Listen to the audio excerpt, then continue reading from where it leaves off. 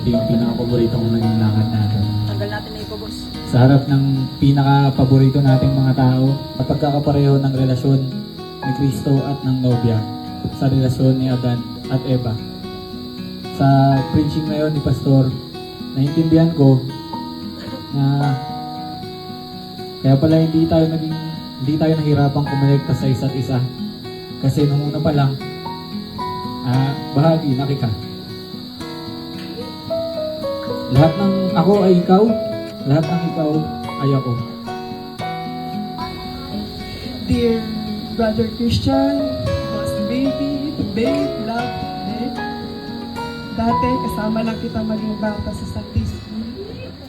Ngayon, nakakasama na kita na pagtanda.